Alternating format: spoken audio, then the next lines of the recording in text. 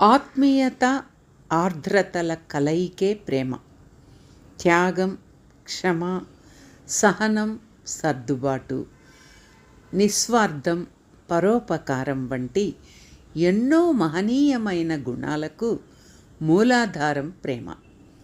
మన మహర్షులు ప్రేమను దైవిక లక్షణం అన్నారు. ప్రేమంటే పూజగదిలో పరిమళించే పచ్చ కర్పూరంలా పవిత్రమైనది, ప్రశాంతమైనది, శాసించేది, బంధించేది, బాధించేది ప్రేమ కాదు. పరిపూర్ణమైన తన ప్రేమను ప్రకటించేందుకే పరమాత్మ పలుమార్లు ఈ భువిపై అవతరించాడు. ప్రేమ భయానికి తావు లేకుండా పరోపకారానికి ఉపయోగపడాలి. మరి